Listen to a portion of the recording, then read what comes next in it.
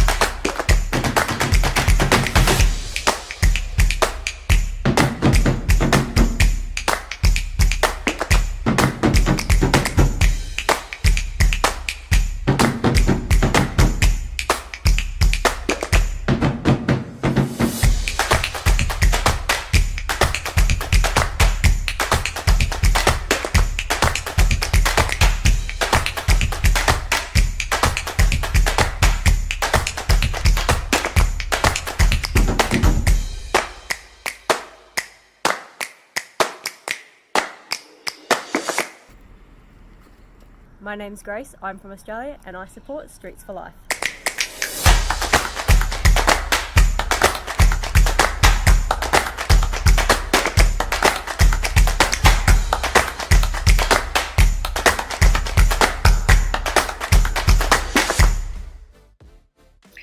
Hello everyone, thank you for joining us.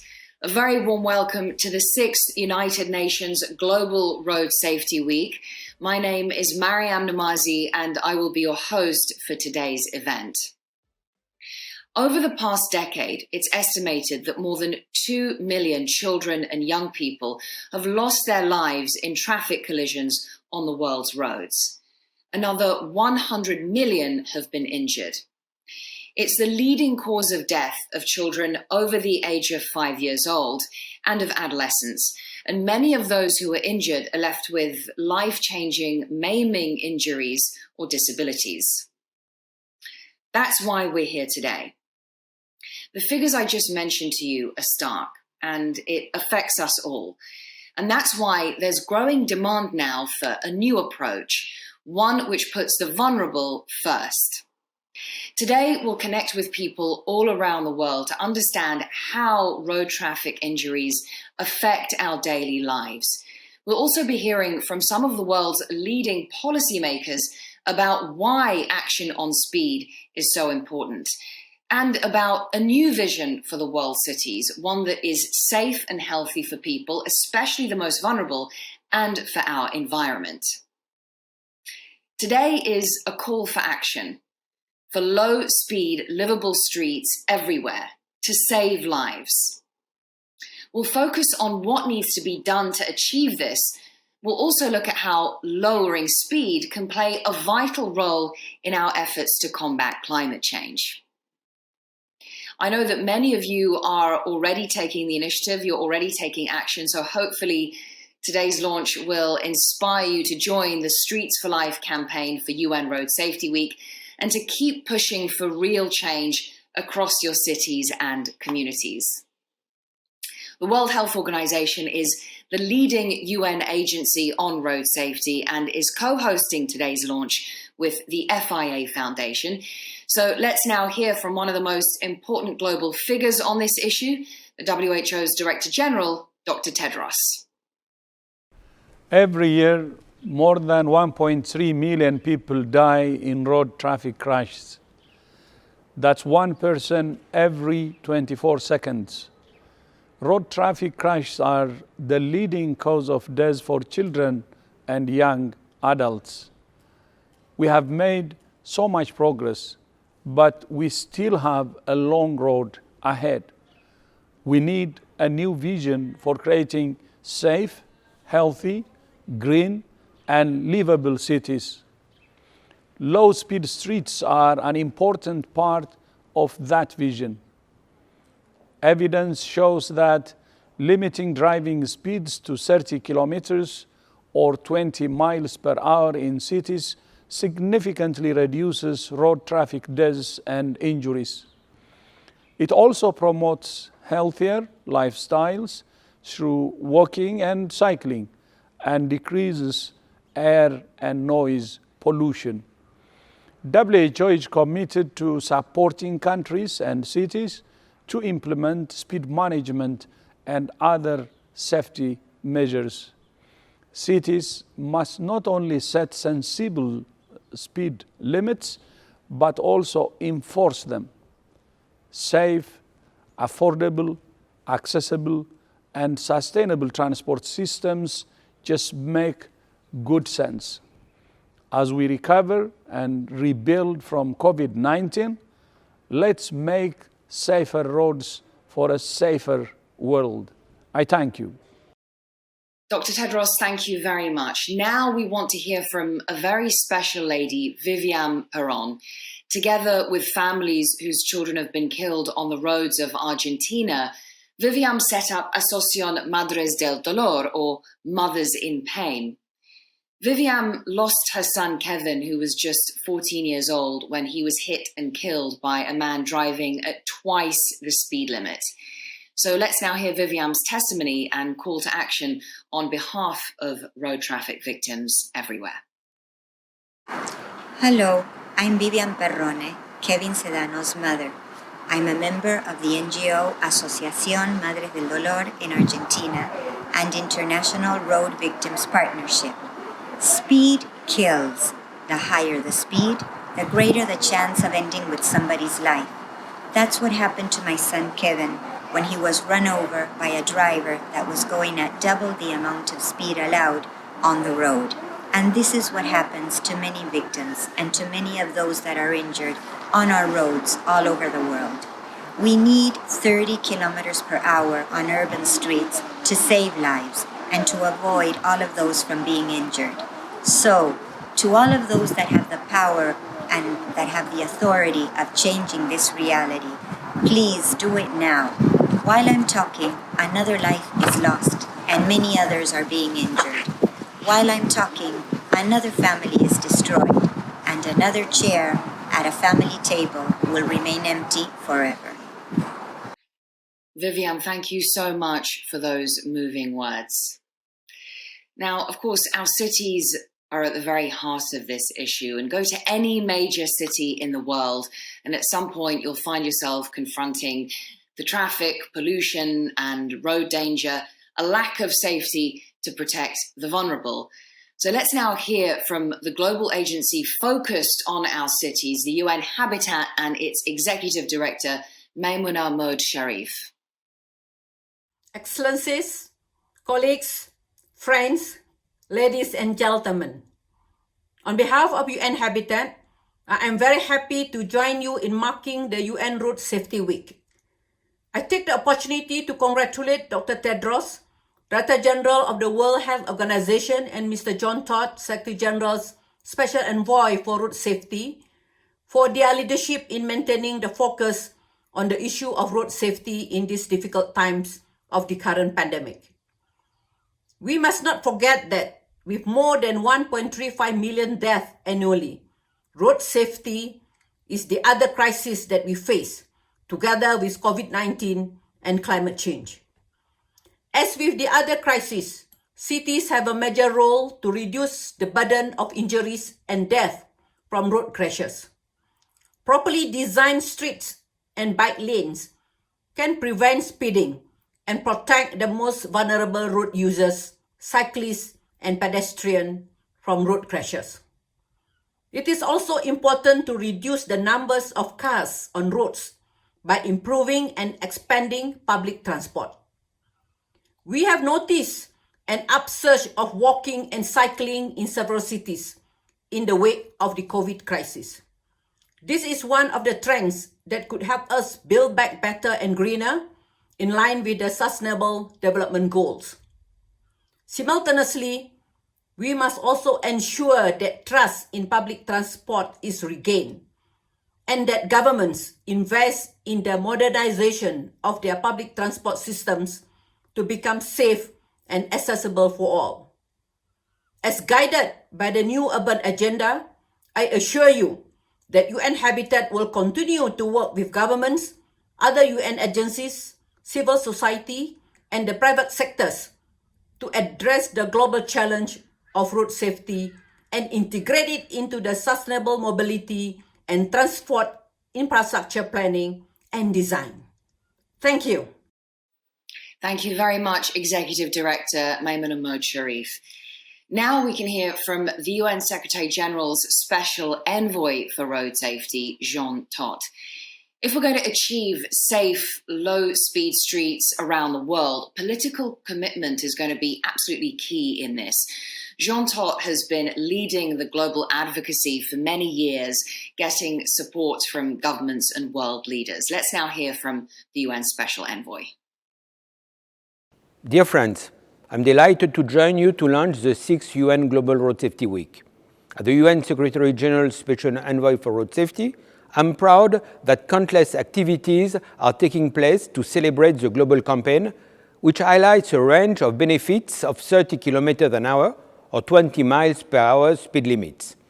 Implementing this recommendation in streets with mixed traffic and where children live, walk and play is life-saving. In addition to reducing road traffic deaths and injuries, lower speeds can encourage more walking and cycling and help us shift to zero-carbon mobility.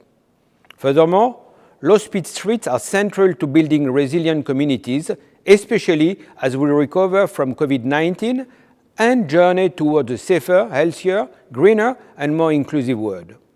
Streets for Life contribute to achieving many of our Sustainable Development Goals, and especially to our two targets, SDG 3.6 to halve global road deaths and injuries, and 11.2 to provide access to safe, affordable and sustainable transport for all by 2030. This Global Road Safety Week is particularly important because it helps us announce the start of our second decade of action for road safety, and it brings attention to upcoming milestones such as the launch of the Global Plan and the high-level meeting on road safety in 2022. I join you in building this momentum, and I firmly believe in our collective ability to save lives on the roads. I wish you a successful Road Safety Week. Thank you, Jean. We now turn to the former mayor of New York City and leading global philanthropist on road safety, Michael Bloomberg. Hello, everyone, and thanks for taking part in Road Safety Week. Making streets safer is one of our best opportunities to save and improve lives around the world. But road safety doesn't get nearly the attention it should.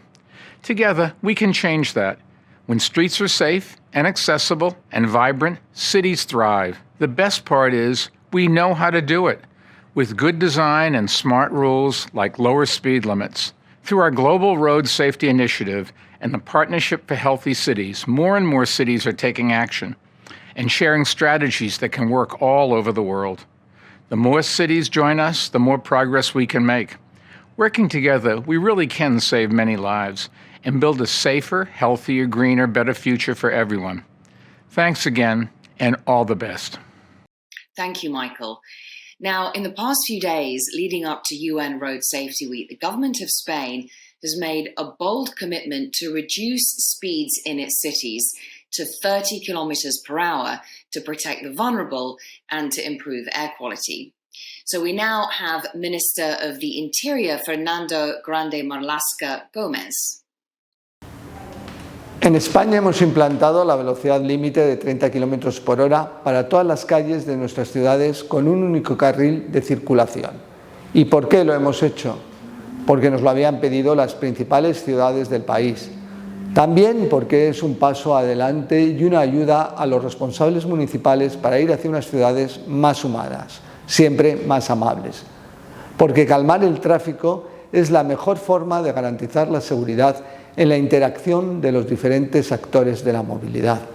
Porque las calles son para vivir y las ciudades, evidentemente, son para los ciudadanos. Y también porque nos ha parecido de sentido común que con un único carril de circulación no se puede ir a más de 30 km por hora. Muchas gracias. Thank you, Minister Gomez. Now, if you're looking for a leading light on road safety, look no further than Sweden. The country has pioneered the safe system approach with a philosophy that no injury, no fatality on our roads is ever acceptable. Last year, Sweden hosted leaders from around the world in a global summit to set up the new decade of action for road safety. And low speeds is at the heart of that agenda. Let's now hear from Minister Thomas Eneroth. My fellow road safety champions and friends, good afternoon. Greetings from Stockholm, Sweden. And first, allow me to extend my gratitude to the World Health Organization and the UN Regional Commissions for organizing the 6th UN Global Road Safety Week. My appreciation goes to all partners of the UN Road Safety Collaboration for your commitments to making our streets safer for everyone and everywhere. Let us recall the 3rd Global Ministerial Conference on Road Safety last year, during which I had the pleasure of welcoming many of you to Stockholm. The conference gathered over 1,700 delegates from more than 140 countries, including representatives from civil society and the private sector. The strong turnout from such a broad range of stakeholders did not only highlight the importance of global road safety, but also the fact that road safety is a shared responsibility that falls on all our shoulders. A result of the conference was the Stockholm Declaration. The declaration presents an ambitious and forward-looking agenda for connecting road safety to the implementation of the 2030 Agenda. The UN General Assembly endorsed the Stockholm Declaration last year, which calls on all of us to turn our ambitions into concrete actions. My friends, this year we initiate the 2nd decade of action for road safety, during which we must work together to reduce traffic-related deaths and injuries by at least 50% by 2030. This work requires an approach where we must encourage both the public and the private sector, together with the civil society, to take ownership of the road safety issue. Together, we must inject a sense of urgency in our road safety ambitions. Let us realize the message in the Stockholm Declaration by investing in infrastructure, support innovation and implement new technologies. At the Stockholm Conference, I said, now it's time for decision making. Words on paper are important, but it is how we act and what we do that really matters. And today, I would now like to finish up by once again offer my commitments and Sweden's commitments. But we need your commitment too. It is now our, both mine and yours, responsibility to make our common ambitions and visions into reality. Thank you. Thank you, Minister Eneroth. Now, as we've been hearing, road traffic injury is the leading cause of death of young people worldwide, and the impact on the younger generation is often neglected. So with that in mind, we now want to hear from a leading road safety campaigner in Jordan, Sana Khassaoune. What comes to your mind when I say the word city? Traffic, noise, congestion, pollution. Our cities are becoming more car dependent, and that makes us anxious about our safety every time we step out of our homes. As a kid, The city to me was basically the street. The street where I learned to ride a bike for the first time, where I waited for my school bus, where I walked to the market nearby. It is a place that gave me a multiplicity of choice to get around easily. Today, as a young person, I am losing my sense of place, as I'm limited to be inside a vehicle whenever I'm moving around. Our streets are designed to occupy more cars and less people. Speed limits are not set to accommodate the safety of road users. We in the Global Youth Coalition for Road Safety have brought together the voices of 1,500 young people from over 92 countries in our youth statement to reflect on our cities in this global crisis we have inherited. The way past generations shaped our cities impacts our safety every single day, as over 1,000 young lives are lost on the world's unsafe roads. Our youth statement highlights the glaring threats we face of the badly designed street environment, poor regulations, and high-speed limits. The COVID-19 pandemic brought another challenge to the table, as less people are tending to use public transportation today. We are claiming our space and joining the Streets for Life campaign to demand lowering speed limits to 30 kilometers per hour. We want streets that are safe and dynamic for living, where people have multiple access to move around safely. We, the youth, are a part of the road safety solution. Will you join us? So around the world, people are campaigning on 30 kilometers an hour. Let's now hear from those campaigners, voices from the streets on giving the streets back to the people.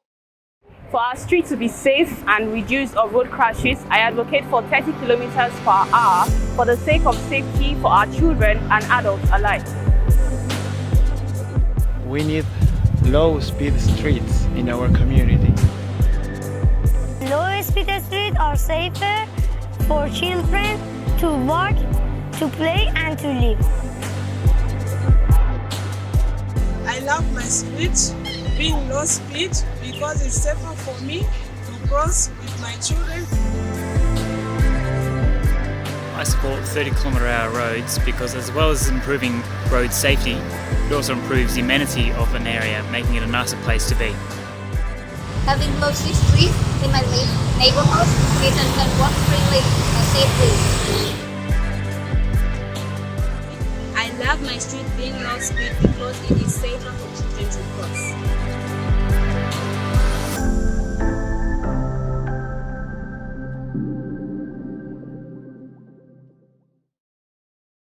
So we've heard the word from the street, but how does a 30 kilometre per hour rule really work? I'm joined now by two leading figures who've actually put 30 kilometre per hour livable streets in place. And they're from two very different contexts, Brussels and Ho Chi Minh City, Vietnam. So joining us now for the first part of our panel, I'm very pleased to welcome Minister of the Government for the Brussels Capital Region, Elke van der Brandt, and Miriam Sadiq, Chief Executive Officer for the Asia Injury Prevention Foundation. Welcome to you both. Minister van der Brandt, if I can begin with you, can you tell us, why is the 30 kilometre per hour limit important, and why did you put it in place in Brussels? I think the main reason is road security, saving lives. We know that speed is not always the cause of an accident, but it will always aggravate an accident. Driving slower will reduce the number of accidents and will reduce the impact of accidents. So that is the main reason. There are other advantages, but the main reason is about saving lives and having less injuries in our roads. Right. Miriam Sadiq, let me come to you because you are working in such a different context in Vietnam. I know that you also work in Cambodia, also in Thailand, on implementing these speed management measures. Tell us about the particular challenges that you faced in the region, how the 30 kilometre per hour rule applies in Vietnamese cities, obviously compared to a city like Brussels, where you are, it's much more difficult to get that relevant infrastructure in place. Yeah, so speed limits here in cities and the regions where we work are actually between 50 and 90 kilometers per hour. We have 68 people dying on the roads in Vietnam every single day, and speed is a major contributing factor. But there's very little done to raise awareness about the dangers of speeding. You'll rarely find the media talk about it, few public service announcements on TV. A problem is that the major mode of transportation here for us is motorcyclists. And when national roads run through a city, often they run through schools, through primary schools, secondary schools. So the people who are walking or who are on bikes, they are so vulnerable because they are exposed to heavy traffic. And they are just next to speeding trucks, and that makes them extremely vulnerable. Until last year in Vietnam, we actually had no flexible speed limits. There was one road, one speed limit, and that meant that legally it was not possible to lower speeds in, for example, in schools or in hospital areas. And the concept of safe school zones also doesn't exist here for us at all. 30 kilometers per hour, inappropriate infrastructure. So yeah, it's really tough for the kids who use these roads every day. Roads are just often designed to speed and not really taking into consideration the community needs. And that's a big issue. Right. So as you say, the roads are designed for transportation rather than being pedestrianized. And that means that children going to school and other people using those roads are obviously particularly vulnerable. Minister Van den Brandt, how much opposition or pushback did you get to the 30-kilometer rule policy? Because there is this argument that it creates more traffic, more congestion, no one really abides by it, and then it also costs money to make changes in things like traffic signaling, and that is the sort of money that could be spent elsewhere. I think what's very important to know is that although generalizing 30 kilometers an hour in the whole of the region had some protest, I won't deny it. If you ask people what they want in their street, in their neighborhood, there's a large support to having a 30 kilometer an hour speed limit. We did the test. We did make some questionnaires, some research about the whole of the region, and then go into depth. And we had one neighborhood where it was still 50 an hour. People complained, and after a questionnaire among this little population, they all said 75% of them wanted a 30-kilometer speed limit in their own street and their own neighborhoods because they're afraid for their children, because they want slower streets, safer streets, quieter streets. And I think that's the importance. That's what we do all the time. That's communicate on the advantage there is for everybody on a very micro scale, not focusing too much on a large scale, but saying we want safe streets for your children, for your parents, for your neighbors. And in every neighborhood in Brussels, we have schools. In every neighborhood, we have children playing. We have people living there, going out. So that's the important. Explaining that a city like Brussels is actually a summary of a lot of neighborhoods, and we want this road security in every neighborhood, and that's why we needed to generalize it everywhere. I think also the protest there is about people won't respect it and everything, and there will be more traffic jams. We are measuring that. We are measuring that to show with figures the results. We are measuring the time you need to cross the city. And so far, we don't see extra time needed to get through the city. We don't see that there's more traffic jams. On the contrary, because before the 30-kilometer speed limit, there was also a general speed, on average of 70 kilometers an hour. People couldn't drive faster, but now instead of speeding up until 50, going down, speeding up again, they're driving a little more constant. And so you need the same time to get to your place, but you do it in a more safe way, and that's the advantage we have for everybody. Talking about road safety, not just in Brussels, but around the world, it's a global issue, and people have already been campaigning for action on speed. We want to connect with one of them now in Nigeria.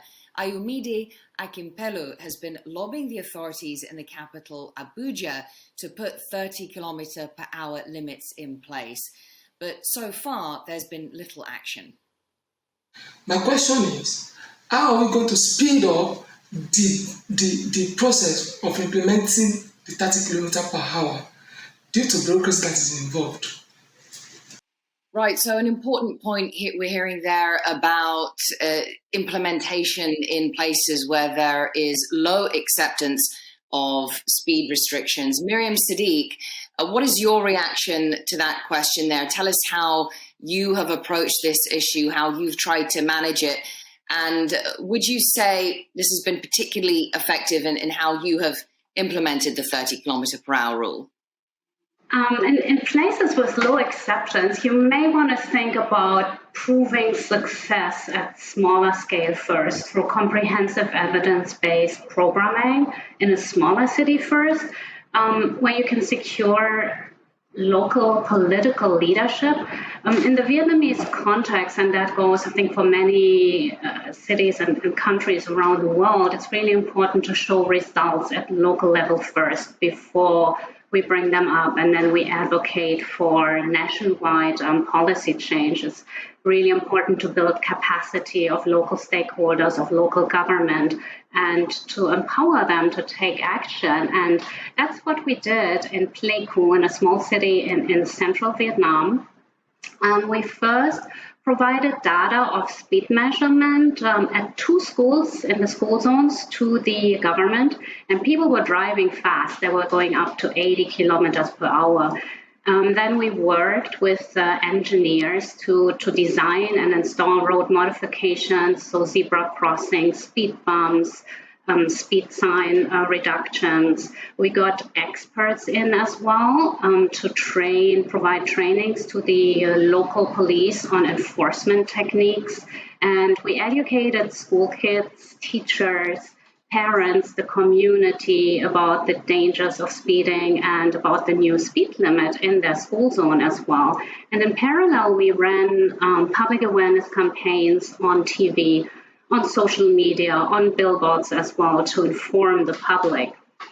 Before and after all these interventions, we applied an internationally known risk assessment tool, star rating for schools. And I'm proud to say that both schools actually upgraded to 5 stars. That's the highest safety risk you can achieve. And that's been a really wonderful success story. But more importantly, also with these results, so the city's decision makers, they had like an investment case in their hand that speed reduction saved lives. And so last year in that city, in Pleiku, the city announced that it will allocate city funds for infrastructural upgrades in school zones at all schools throughout the city, and reduce to 30 kilometers per hour and enforce that as well.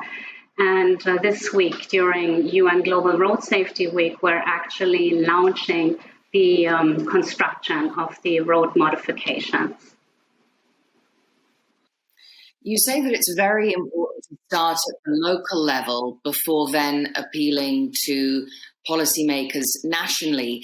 How have you managed to garner the political will? Obviously, in many poorer developing countries, so much on the agenda, priorities often lie elsewhere. So how difficult is it to get their attention and to really motivate the relevant authorities to coordinate with each other and take action? Yeah, so data has been a really important point for us. Without data, when we go in and speak to the decision makers and we have no proof in hand, then it's really hard. When you have results, especially from internationally acclaimed sources, they really saw the successes. They could see that the little projects that we did already saved lives. So that has really made a change. And we engaged the national level government right from the beginning as well, even in that smaller city of Pleiku, which has been very helpful. Minister van der Brandt, tell us about the benefits of lower speed, more livable streets, beyond preventing deaths and injuries on the roads, but also in the context of health, well-being and the environment. Actually, it offers life quality, and that's how we sell it to people. It makes a city where cyclists and pedestrians feel safer, because the difference in speed is really felt by the people going on foot and by bike. If I'm on a street and somebody passes me at 50 an hour, at 30 an hour, it really makes a difference. So it's about creating conditions where cycling and walking are more normal, about actually enhancing the mobile shift, and in that way making sure we have fewer air pollution and people are in better health, because if you cycle and you walk, you are in better health. It's also important on the matter of noise. We often underestimate the impact of noise in cities, and we know that by reducing the speed limit, we will be also reducing the noise pollution by a factor of 2, and having less noise will diminish the stress level of people and will also create nicer neighborhoods to live in. So I think that's really important to say. It's just one measure in a part of measurements, because it's not the only thing we're doing in Brussels. We're also redistributing public space and making sure that we create a city that is made for the people who live here, or come and visit here, or come and work here, and it's really made for the people who are using the city and not just made for traffic passing through. And that's really a shift, a mental shift we're trying to put in place, make sure that the public space is redistributed and make sure that you create a city where you want to come, where you want to visit, and not only want to pass through as fast as possible. So it will give the city back to people. It will create a more attractive city to live in and to visit. And Miriam, perhaps some thoughts on the general reaction that you have seen in the region. Is there any particular place or any particular city, any community, any example you can offer where you have found people to recognize the benefits, where the reception has been positive? We do. I mean, we have pilot projects in Bangkok as well, where speed is up to 90 on expressways, even 120. We got together we designed actually a public campaign on social media, where we got a very popular singer, and she mobilized people to point out what the issues in their communities were. So there were lots of voices, lots of pledges collected from community members, really saying, we don't want people to speed here, right where we live. These results were then brought to government in Bangkok and resulted in speed reductions as well. So public voices are really important. Connecting with the public. All right, thank you very much. Really appreciate your thoughts and your insight on this, both Minister Elke van der Brandt and Miriam Sadiq. Thank you. Right, so let's move to the second part of our panel now. Joining us for this segment, we have Stephanie Holdsworth, Associate Mobility Specialist from UN Habitat, Rob de Jong, Director and Head of Sustainable Mobility at UN Environment. And we're also very pleased to be joined by Omnia El Omrani, International Federation of Medical Students, Global Youth Advocate for Road Safety. So a very warm welcome to all of you. Stephanie, let me start with you, because we were just hearing on how some cities have been working on the 30K rule. Obviously, many cities, particularly in the developing world, in poorer countries, they're growing and developing very quickly. What do you see as the specific challenges they face on road safety? One of the issues that we can see is that transport investments are very often focused on very large infrastructure for private cars to cater for that ever-increasing transport demand that comes from the urbanization developments.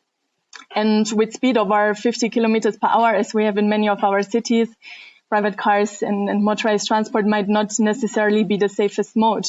So investments in sustainable and safe urban transport, particularly looking at the modes of walking, cycling, or also the modernization of public transport, should be accelerated much more. But we have seen that those investments have been particularly slow in low and middle income countries.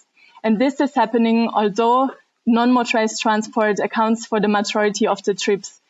I would just like to share the example from African cities where we have found out that 78% of people walk for the everyday travels with an average time of 55 minutes. And what's also important to note is that those people don't do it out of choice, but rather out of necessity, maybe due to a lack of affordability of any other modes. At the same time, we have more than 80% of public transport run by informal businesses on the African continent, and also their operations and their business models are put in place in a way that they create very unsafe services. So we really have to look at how do we now support especially those rapidly urbanizing cities in investments on walking, cycling and public transport.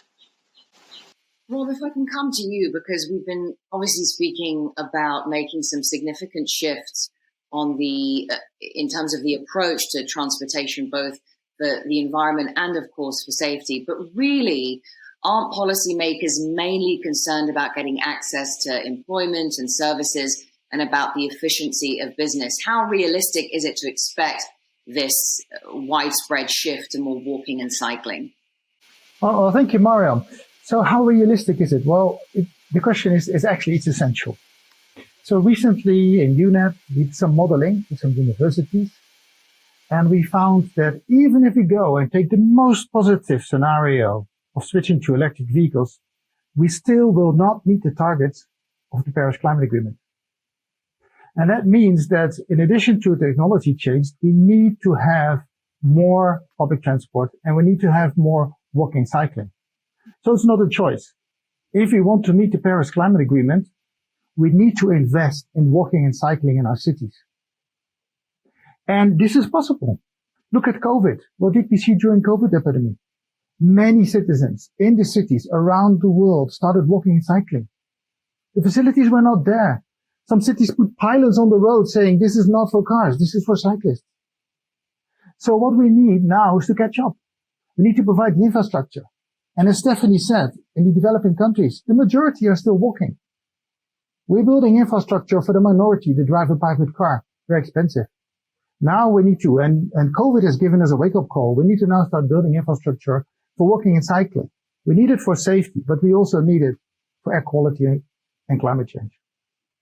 Omnia, if I can come to you, tell us about how young people are feeling in all of this, because there are a massive growing youth populations in our cities. How important are these issues to them? So from my perspective, working as a young doctor, but also a global health advocate, I'm part of a global youth coalition for road safety. We have mobilized over 400 members from 93 countries. And we recognize that road safety is the leading cause of death in our own demographic. Over 30% of road crash victims are children under the age of 25. And this means also that more than half of the road traffic victims are also pedestrians, which is really the reality that we are living as adolescents and youth, going to our school, walking every single day. And in spite of us being the most impacted demographic, our voices are consistently underrepresented at all levels of decision making. And nevertheless, in spite of how important these issues are for us, we are working at the front line. We are working to build the resilience of our communities, the capacities of our schools, by doing our local actions in countries all over the world, including countries like Belgium, Rwanda, Kenya, India, and so on. And we have a database of all the activities that are led by young people to specifically address road safety and sustainable mobility. And we also work with our schools through our star rating program for schools. But what I want to highlight is that we really also strongly advocate for 30 kilometers per hour, because we believe that this is the key to protecting and promoting the health of our current generation, but also of future generations to come, because we are the most vulnerable and we need these important laws to be implemented in our cities in order to both, as Rob mentioned, protect our health as humans, but also protect the health of the environment on which our future is depending on. And Omnia, if I can ask you about the young people that you speak to, you said that their needs and aspirations are overlooked by policymakers. How difficult is it for them to get involved, to try and make sure that their voices are heard in terms of pushing for the sort of cities they want to live in? Yes, so the main answer to your question would be the very evident lack of a sustainable and a meaningful mechanism for youth engagement. So countries, this is also on a country level and a global level. We do not have a consistent platform where we can share our needs, our activities, but also the demands that we see. As youth, we have evidence-based policy recommendations ready for policymakers to integrate it. We have that, for example, last year, we have a global youth statement that was adopted based on youth-led consultations that were done in 74 countries. In this statement, we have specific demands that address the SDGs related to road safety and how we envision safer cities. But for our call to actions and demands as well as commitments to be seen in the policy framework for road safety, we need our policymakers to create that meaningful space for us, a space that is sustainable, that is across all levels of decision making, but also on a bigger scale, we want the decision-making table to be reoriented, to have a space for us, to be part of the consultations that are being done, to be able to voice the needs that we see our communities have, but also the needs of our own demographic. But we cannot do that alone, and we also would love to have the support of UN agencies, for example, like with UNEP and UN Habitat, to really work with us, as well as other civil society organizations, for us to work collectively to shape the cities that we see, that we are going to live on. And finally, we know that right now there is a decade of action being drafted, and we would like to see our needs and us as youth to be a key stakeholder addressed in the decade itself. Rob and Stephanie, I'd love to get your views on that. Perhaps just a quick thought on Omnia's remarks there. Rob, maybe if I can come to you first, what more can leaders and policymakers do to include the youth and other civil society organizations in their consultation process to really broaden the mechanisms for youth engagement? Right. Well, as Omnia said, how do we shape our future cities? This is the question, right? And how do we shape them around human mobility rather than motorized or car mobility? Today, we design our cities around how do we get our cars to move. We're not designing our cities how to get humans to move. We need to shift from a car perspective to a human perspective. We need to design our cities around human mobility. And human mobility means we need to create more livable communities. Now, the question is, why is it that we're investing so much money in building roads for cars when with a fraction, 3 or 5% of that investment cost, we could also invest in walking cycling facilities? It's because I think those that are using those facilities are often the ones marginalized, are not the rich people, are not the people that own private vehicles.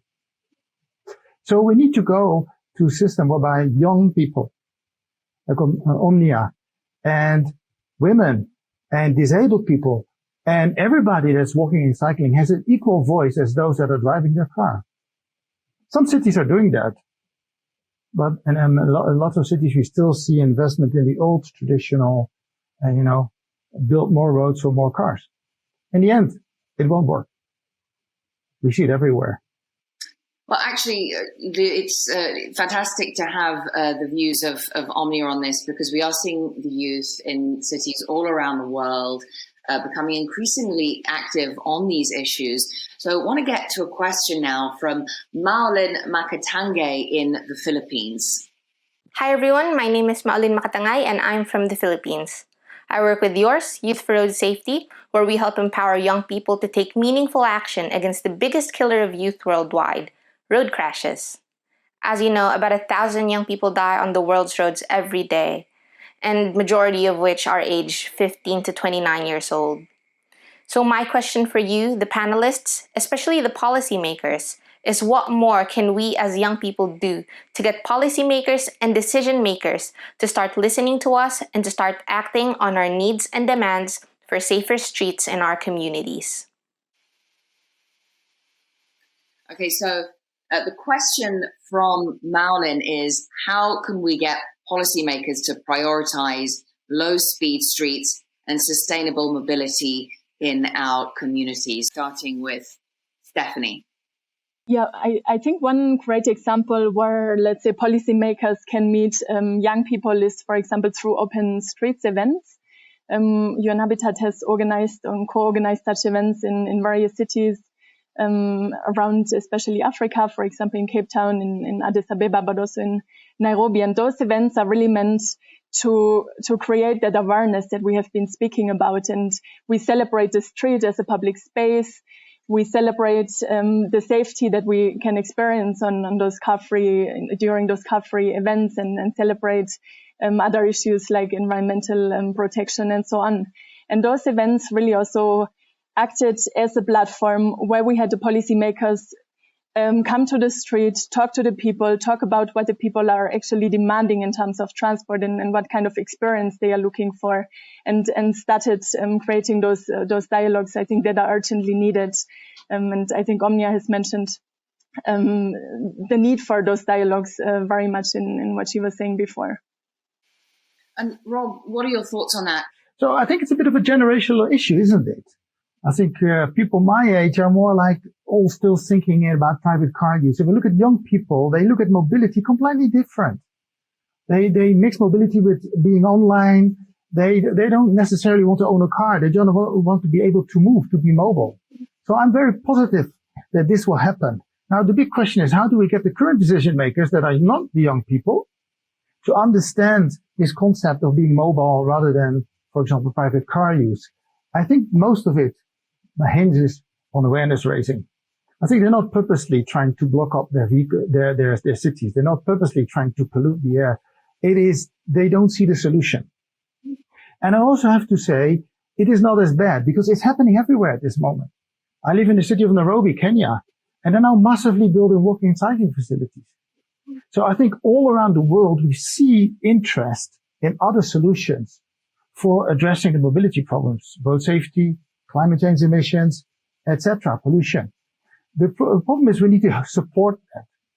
There's a lot of lack of awareness. How can you do this? How can you build proper walking and cycling facilities? How can you make sure you have proper mass transit systems? And there's still so much that we know and we're not sharing.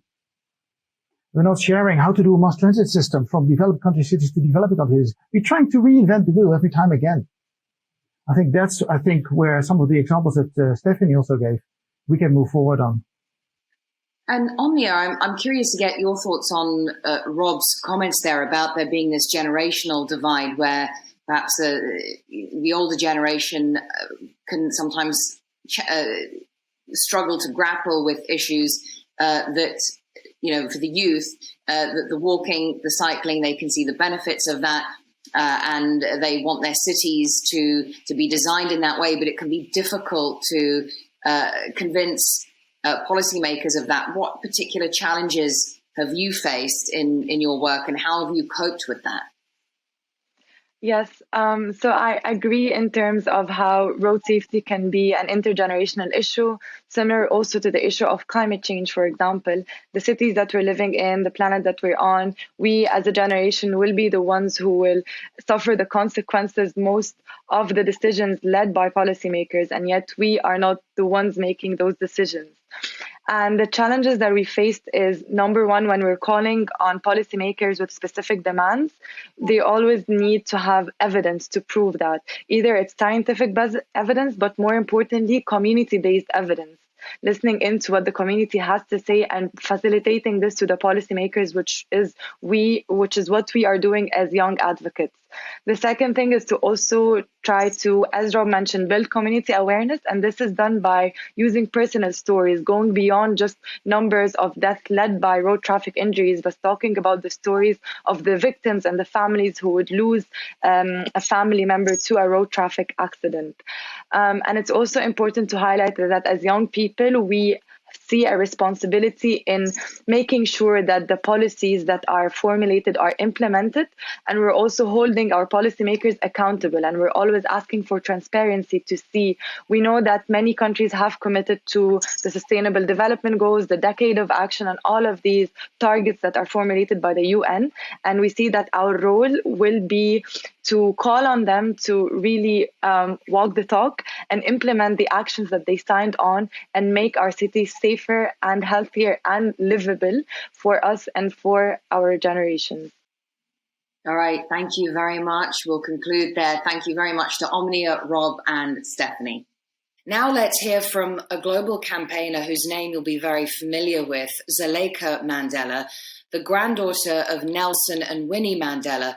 Zuleika lost her own daughter to road traffic injury. Her daughter Zinani was only 13 years old when she was tragically killed on a street in Johannesburg. Here is Zuleika Mandela. On this UN Road Safety Week, so many of us around the world are taking to the streets and demanding change.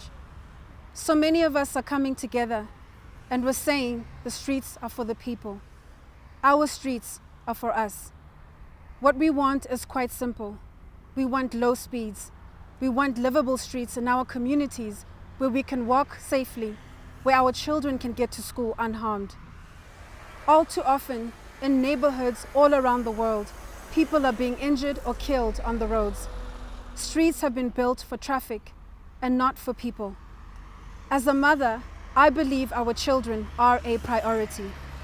Why are we not doing everything we can to get them to school safely? Every single day, our children face unacceptable risks as they journey to school. Right here in my city, children are killed and injured just trying to get to school. And it's the same in every city here in Africa and around the world. This has to stop. We call for 30 km/h limits. More than 30 is a death sentence. Children going to school, the young, the old, and vulnerable must be protected on our streets. This is a fundamental human right, the right to survive and to thrive. Here in Soweto years ago, my grandparents fought for their rights. Today, I'm striving to keep their legacy alive. The poor and the vulnerable are forced to breathe toxic air and to have their children face speeding traffic every single day. Now it's time to say enough. Basic life-saving measures need to be in place. Is it too much to ask? Too often, there are no sidewalks, no safe crossings, nothing to slow the traffic. Our policymakers, our leaders are failing us. In the name of development, they're investing in roads to speed up the traffic, and we're paying with our lives. It is a crisis we can easily solve. The answer is right in front of us. Slow the traffic. Help people to walk and cycle safely. We have launched a call to action on low speeds with the support of the world leaders today. I call on leaders at all levels to join them.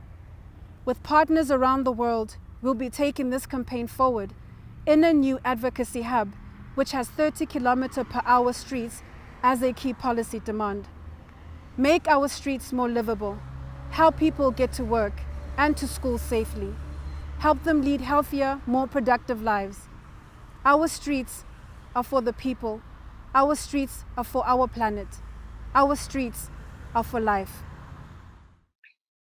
Thank you very much, Zuleika, for those inspiring words. We now have Lord Robertson, Chairman of the FIA Foundation, our co-host for today. He's played a leading role in the global agenda on road safety. Streets for Life. It's a powerful and unifying call to action. And we must all commit to achieving Streets for Life as the central objective of this decade of action. At the Stockholm conference, the FIA Foundation published a Manifesto 2030, calling for safe streets and investment in both walking and cycling. Our manifesto has a particular focus on the rights of children and youth. So today I can announce the launch by the FIA Foundation of a new advocacy hub to support our Manifesto 2030 agenda. Through that advocacy hub, the Foundation is committing more than 15 million euros over the next 5 years to support policy change for 30 kilometres an hour. We want to see specific and sustainable change. And to achieve this change, we'll be working with global agencies like UNICEF and UN Environment, as well as campaigners in countries and cities across the world. After all, we want to see every child able to walk to their community and in their community free from road danger. So let's work together to deliver Streets for Life. Thank you, Lord Robertson. We can now hear from the President of the UN General Assembly, His Excellency Volkan Bozkır, on how safer streets can help us deliver the Sustainable Development Goals. Excellencies, ladies and gentlemen, I'm honored to join you for the launch of the 6th UN Global Road Safety Week and its Streets for Life #Love30 campaign. During a global pandemic, it's easy to forget or put aside the health and development risks associated with driving a vehicle. The truth is that few of us have not felt the shock, the loss, or anxiety of road accidents. In many ways, it has become an expected part of life, and this can lead to complacency. I commend the foresight of member states in tackling this complacency and ensuring the inclusion of global road safety in the 2030 Agenda for Sustainable Development. Our efforts now must be to continue scaling up action and ambition. With the new decade of action for road safety 2021-2030, we have an opportunity to do that. Governments, the multilateral system, and civil society must work with all stakeholders to roll out actions that help support road safety. This includes incorporating road safety features into land use and transport planning, improving the safety features for vehicles, and setting and enforcing laws relating to key risks. For my part, I'm working with member states to prepare a high-level meeting of the UN General Assembly in 2022 on effective implementation of the global plan for the decade of action. Dear colleagues, managing speed is among the most practical, most efficient solutions to saving lives and with minimal cost. For this, I stand fully behind the #Love30 campaign. In closing, I would point to the height of the pandemic when many pedestrians reclaimed empty city streets and urban spaces. We should feel empowered and emboldened by this. Reducing the speed of vehicles in urban centers not only saves lives, but makes our cities more inviting and more accessible to all. Thank you, and I wish you the best in your discussion. Thank you, Volkan Bozkır. Now, I want to introduce someone many of you will already be familiar with. She's won acclaim for many of her performances, including Memoirs of a Geisha and Crouching Tiger, Hidden Dragon. Award-winning actor Michelle Yeoh is a goodwill ambassador for the Sustainable Development Goals, and campaigning on road safety has been her passion for many years. Michelle. I campaigned hard to secure the first decade of action for road safety. I remember marching with thousands of children, making the case to ministers and government leaders, and celebrating in the United Nations on the day the decade of action was approved. Let's be proud of what has been accomplished. More countries adopting plans to tackle road deaths and injuries. Major initiatives helping to improve highway and vehicle safety. Road safety recognized in the Sustainable Development Goals with a strong target to halve road deaths and serious injuries by 2030. We now have a UN Special Envoy and a UN Road Safety Fund, joining with the World Health Organization to raise political attention and resources. So much has been achieved, but it is not enough, nowhere near enough. 10 years ago, the need for action to tackle road traffic deaths was compelling. Today, the case for action is extremely urgent. We need streets for life. Every day, 3,000 children and young people are still being killed or badly injured on our roads.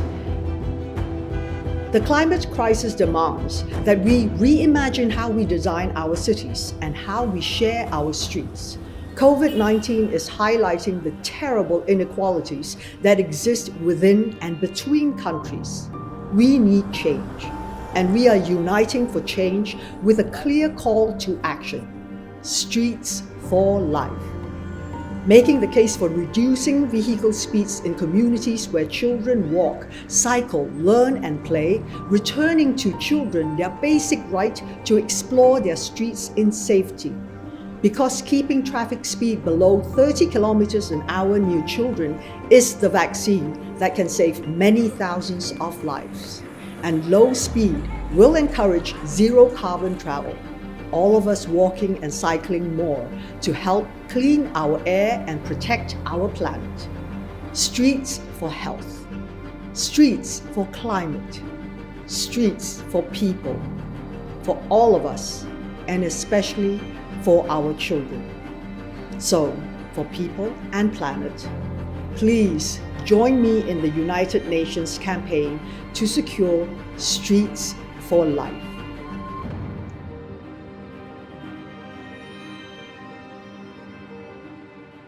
Thanks, Michelle. Well, now to conclude the event, but of course to keep the momentum going throughout this week and beyond, because that's the important thing. That's why we're all here. The last word belongs to Dr. Etienne Krug of the World Health Organization. Etienne has been busy spearheading the global effort on road safety. Etienne. Dear colleagues and friends, thank you so much for joining us today for the launch of the 6th UN Global Road Safety Week. It's been a pleasure to be with you, and thank you so much to all of our committed speakers. We've had fantastic leaders showing their willingness to address speed all over the world. We're at a crossroads. We can continue doing what we're doing and continue paying a huge price with deaths and injuries in the millions on our roads all over the world. Or we can take things in our hands. Of course, my preference is the second option. Take things in our hands. Let's all go home and make sure we call upon our leaders to take the right decisions, to take action, to decide to limit speeds at 30 kilometers per hour in the centers. That means good laws, enforcing the laws, infrastructure changes, vehicle improvements, and awareness of all of us to behave when we are driving. Our streets don't belong to cars. Our streets belong to the people, to the adults and the children who need to walk, cycle, play in all safety on the roads. Thanks so much for joining us. Have a great Global UN Road Safety Week, and let's move to action. Thank you so much.